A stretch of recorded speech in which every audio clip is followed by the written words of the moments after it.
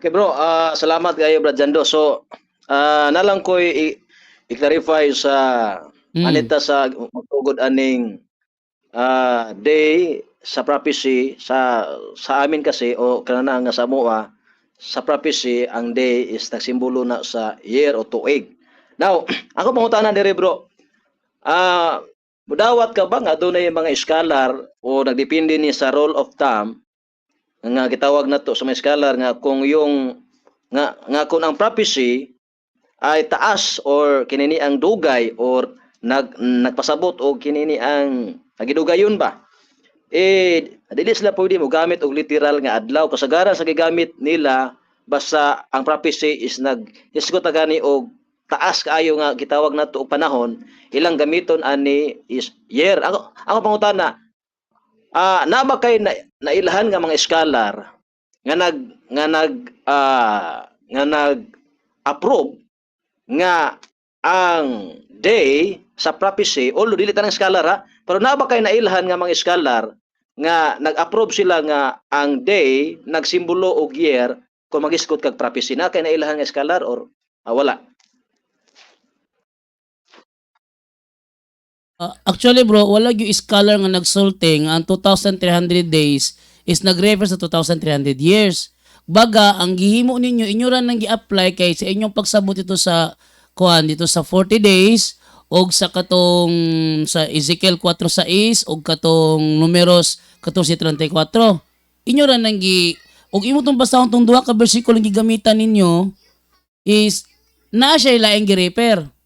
Dili ang 2,300 days. O nya dili man isa ingog ka ng mga karog prophecy is dapat ingon ana gyud kay katabi tong pagkasulod sa tiya ni Huna sa isda. Kaman to tulo ka gabi eh.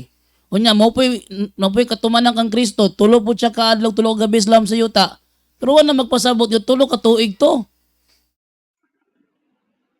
Oh.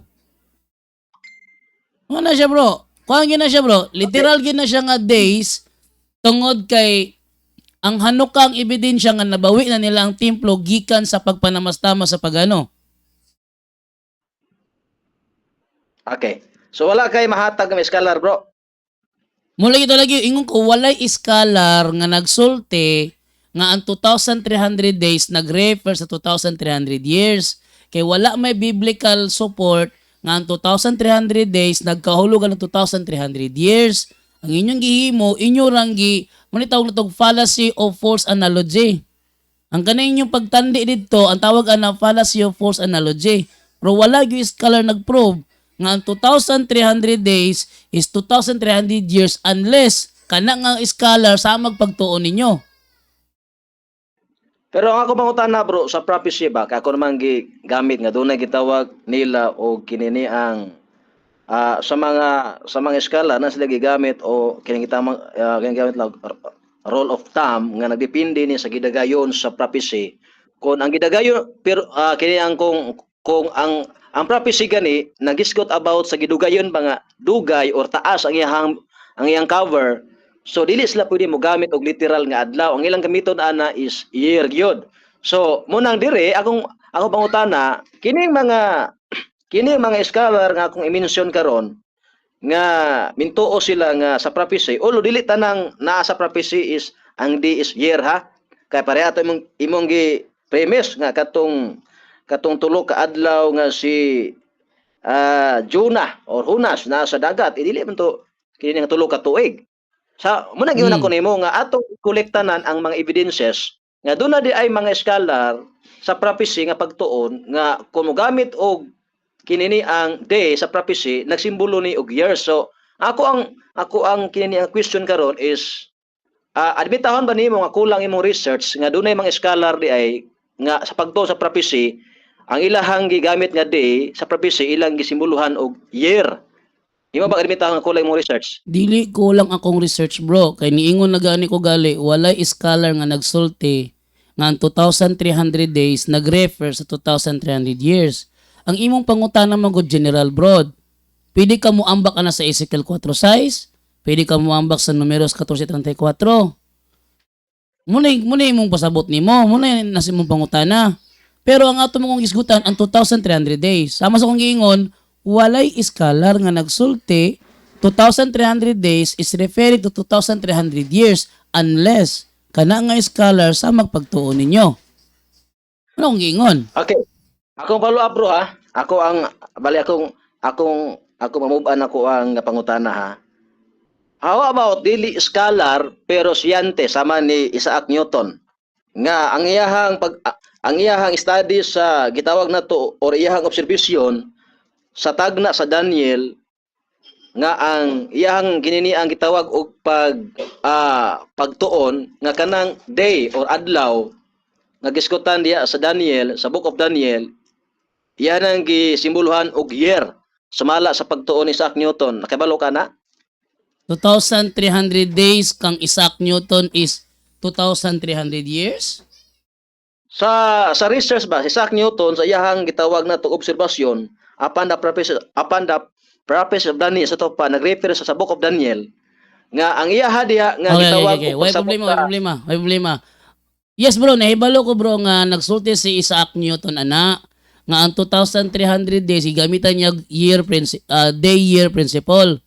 Pero dili Yes. man gud na mo ikuan mo contradict mo gyud na sa Hanukkah. Kay kung mi ka karog 2,300 years mulutaw nga ang pagbawi sa templo 1844 sama sa mong giingon, di ba? Sakto? Sakto ba bro? ay, sa ato ba bro kana na ang nahibalo ka kanang uyon ka nga si Isaac Newton ang iyahang gigamit sa prinsipyo sa pagtuon sa prophecy Daniel is dili literal nga days kundi dili year ang gigamit. Actually bro, wala man siya nagsulti bro. Ang gingon diri hindi siya nag-iwan ng isang sikat o tuwirang pahayag na nagsasabing the 2,300 days are 2,300 years.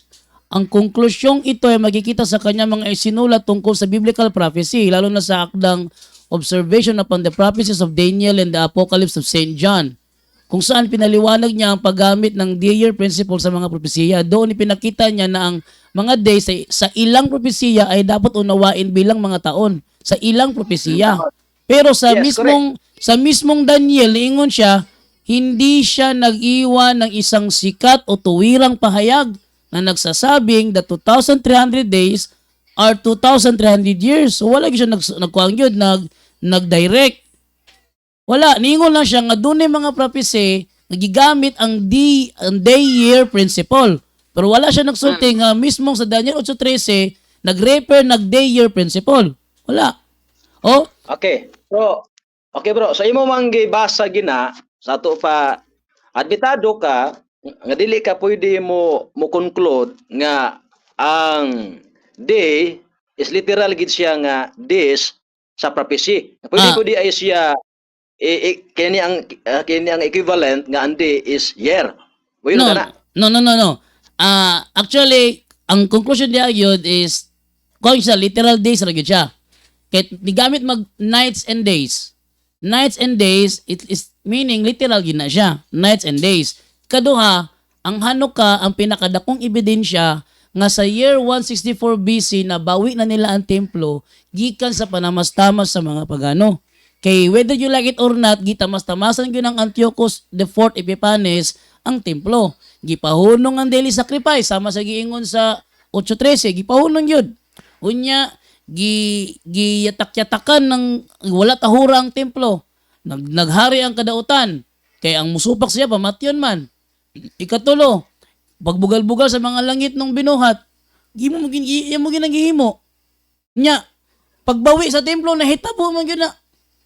Kung minga karog sayop na, mulutaw nga ang pagbawi sa templo katong gingon mong 1844. Unya saon ta man ng Hanukkah nga nag-exist man gyud ang Hanukkah nga celebration. Gawas Okay, kung wala so wala kay pa ko research, may tungod sa Hanukkah. Okay bro. So wala po ko ana mag-touch anang uban nga mga events yan ang itawag to 200 ka mga adlaw o gabi or tuig sa Adventista. Ang ako lang karong gitouch is kanilang day o kini year sa kini ang prophecy. So imo tong gibasa ganina ba? Nga nakay na mention sa study ni Isaac Newton. Although dili tanang nasa prophecy day is year, pero imo pong nabasahan nga aduna po'y kitawag nato sa prophecy nga ang day ang day is equivalent na siya year. Imo ba tong kinini ang ikumpirma nga imo tong nabasa o dili to nimo siya dawaton gyud sumala sa study sa uban kanang sa uban nga mga pagtuon sama ni Isaac Newton. Sama sa akong gingon bro, wala nagsulti si Isaac Newton nga ang 2,300 days is nag-refer sa 2,300 years. Ang giingon ni Isaac Newton na ay mga propesiya sa Biblia nga naggamit Yes. og day, year principle. Yes. Pero wala siya Okay, nagsulti direktamente nga ang 2,300 days is 2,300 years. Sige, sige. Oh. So kining bro, kining naibalo ka ba aning gitawag og rule of thumb ng mga scholar nga kung yung prophecy ay mahaba, symbolic na hayop at hindi kaya sa literal na araw, madalas gigamit sa mga scholar ang day nga equivalent og year. Sa to pa na sila gitawag og kinini ang i-consider ba sa pagtuo sa prophecy nga dili tanan nga adlaw sa prophecy is literal gid siya nga day nga 24 oras adlaw gabi. Doon na po gitawag na tog year. So naibalo ka ba na o wala? Mubuto na yung gibasa sa Numbers 14:34. Ang day diha gisabot og year. Sa Ezekiel 4:6 ang day diha gisabot pod og year. Pero sa Okay. 2,300 days wala gyud moy ebidensya. Wala gyud moy ebidensya nga ang 2,300 days is nag-refer sa 2,300 years. Wag gyud ebidensya na. Kamo rin nagtandi-tandi ana. Muna kitawag og fallacy of false analogy. Okay bro. Ako ang next question bro. Mm. Gawas ni Isaac Newton bro, kini si gitawag na to og kini ni ang okay. Gawas ni Isaac Newton, napabaylaing scholar nga uyon siya nga sa prophecy. Although dili tanang nasa prophecy ang di siyera pero gawas ni Isaac Newton, napabagkay pwede nga itudlo nga mingtuo siya sa prophecy nga ang day is equivalent year. Actually, bro, when you say prophecy, bro, ang naikatungkod mo interpret ana ang anghel. Basahan na to ha sa ikaduhang Pedro 1:20. Sa gingon diri sa ikaduhang Pedro 1:20. Kung basahon diri 1:20 sa ikaduhang Pedro. Oh. Ingon diri labaw sa tanan timan igay ninyo kini ang tanang nahasulat sa kasulatan diha nga nasulat sa kasulatan dili kinaugalingon nga pagsabot sa mga propeta. Tungod kay wala magsulti sumala sa ilang kaugalingong hunahuna kundi gigamhan sila sa Espiritu Santo sa pagsulti sa pulong sa Dios. Ang meaning ana, wala sila walay bisan kinsa nga makasaysay sa kahulugan sa mga propesiya sa kasulatan pinaagi siyang kaugalingong panabot. Kanay mong iskala nga giingon, ilahan ang kaugalingong panabot. Pero ang propesiya nahimo na sa anghel, ang anghel ang mo interpret. Katunayan, tanang propesiya sa Biblia nga gi-interpret, anghel ang nag-interpret. Anghel. Kanang imong ingon karon Isaac Newton, kanang imong mangingon nga scholar, sila ra pud gi-interpret. Pero ang tinuod ingon si Apostol Pedro sa ikaduhang Pedro 1:20, walay bisan kinsa nga makasaysay sa kahulugan sa mga propesiya sa kasulatan pinaagi siya kaugalingong panabot. Isos Pedro 1:20 sa Maayong Balita Biblia. So wala gyud si bisan kinsa na mo interpret ka, imo na kaugalingong panabot. Niingon naman siya nga walay si bisan kinsa makasaysay sa kahulugan sa mga propesiya. Di kung mag-attempt ka, imo na kaugalingong panabot. Kuha nimo. Okay, ako next question bro. Okay bro. Ang ako next question kanang sa Amos 3:7 nga ang mga tinagong butang ipadayag ngadto sa mga propeta. Tinood na. Dili anghel wait lang. Ang ako pangutana kay ang anghel ra man gid ang mo-interpret. O yun ka ba ana nga kato mga tinago nga mga butang sama ani mga prophecy mga laglo magani. O yun ka ba nga kiusab ipadayag ni ngadto sa mga propeta. Mogay na. Sa diyang gisaysay na sa anghel ang kahulugan sa propesiya, mao na po isulti sa kanang propeta. Pero ang nagsaysay sa ilaha sa kahulugan, ang anghel. Tanaw tong kang Nebukadnesar, tong damgo ni Nebukadnesar. Kisa man ni-interpret siyang damgo, si Daniel ba dahil nga dili man? Ang Ginoo may nipadayag kang Daniel sa kahulugan. Oh, kanang Daniel 7, Daniel 7, Daniel 2. Ang nagpadayagan na anghel man. Ang kahulugan na nagipadayag sa anghel ang gihapon. So, ang mupadayag yun sa kahulugan sa propesiya, anghel yun, ang Ginoo. Ang gingon man ko diri ni Apostol Pedro, walay bisan kinsa nga makasaysay sa kahulugan sa mga propesiya sa kasulatan. Pinaagi siya ko galingong panabot. Nya kaning atong mga scholar na to, ilam gyud ako galingong panabot. Di man naman ito na ma-deny, sa kinsa nga scholar, ilang mo ginang panabot, ilang giadto, ilang gi-research, pero propesiya man gud nga nay kahulugan. Ang mga taga na anghel dili ang kuan ang scholar. Okay, sige bro, ako ang next question bro, aron nga dili kayo mo taas kay atong oras medyo limitado naman kayo. Mm. Nag sa Adventistang pagtuo, nag-start ang gitawag namo og 2,300 years, nag-start sa 457 BC. Ya kining 457 BC, ato man ang gi-discuss sa nangagi nga sa mga pagtuon, amo ni ang decrease ni King Artaxerxes, no, nga iyang i-rebuild ang Jerusalem. So 457 BC.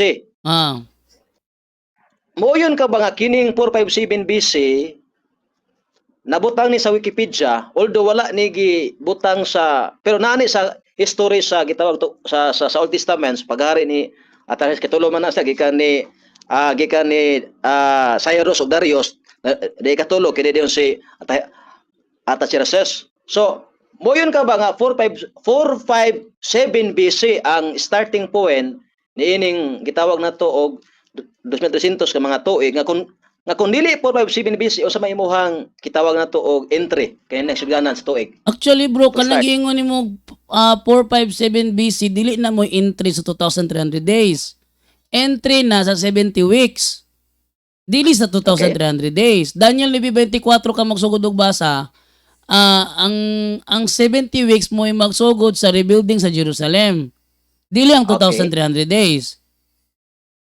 Oh, so yun kaning 457 BC sa imuhang kay ni ang pagtubag karon nga mo ni starting year sa 70 weeks. O yun ka na nga 70 weeks. Sa 7 Okay. Daniel 9:24 ang 70 weeks. Pero ang 2,300 days ang iyang entry naaman diri sa pagsulod ni Antiochus IV Epiphanes. So dili man to 457 BC. Nahitabo to naman sa mga 171 BC. So pagkalayo na sa tuigan ng labay. Okay, so yun po ka bro nga kining gitawag na to og pagbautismo ni Kristo sa 27 Anno Domini. O yun po kani. Sakop man na sa 70 weeks imong gigamit nimo. Sakop man na sa Lagi-lagi ka. O yun 70 weeks pero ang atong gisgutan 2,300 days man. Aron, Lagi. ang 2,300 days, 171 BC siya nag-start. Yan nahuman siya 164 BC. Sa to pa nahuman siya, nabawi ang templo, wala pa napakatawo si Kristo isip nga tawo.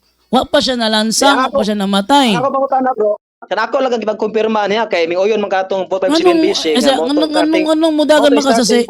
Bro, wala pa lang ko bro, kini wala ko magtat sa atong gitawag og 914. Ako lang gipang kumpirma ba kay sa pagtuo sa Adventista man ko nakarga mo ni siya kining 457 BC, 27 Anno Domini, 31 Anno Domini, yung 34 Anno Domini katong gibato sa Stephen. So ako lang gipang kumpirma nimo ang mga naa sa gitawag na mo og the longest prophecy in the Bible, kanang mga tuiga nakarga mo guna. So ako lang gipang kumpirma nimo kung moyon ka ba ang mga tuiga. Moyon man katong 457 BC nga starting po 70 weeks. Ako ipangutanan nimo, moyon ba ka nga ang pagbautismo ni Kristo nahitabo sa 27 Anno Domini? Dili bro.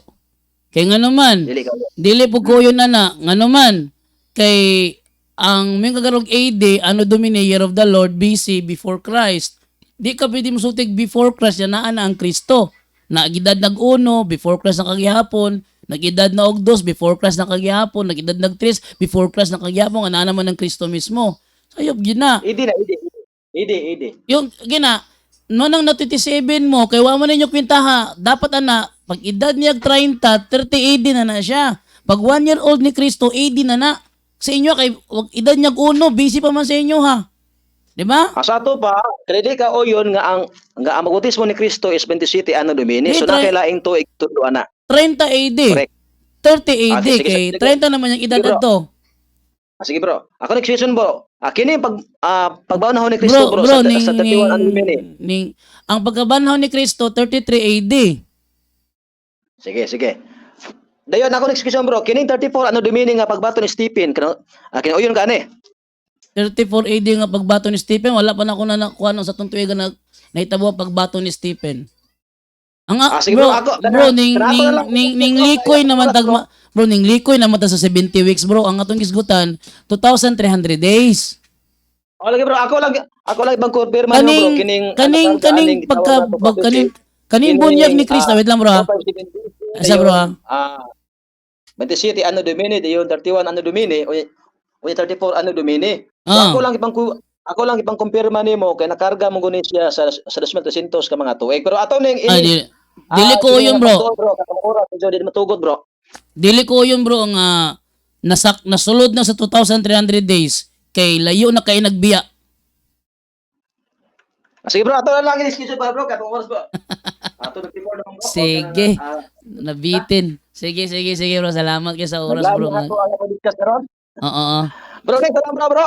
Sige, salamat kayo bro. Salamat po kayo. Oras alas 12 58 na may gala kay sunan. Pero salamat kayo sa pagaminaw mga higala kay sunan. Apa natong oras di lagi mo tugot na para balay ang oras mo sunod na to.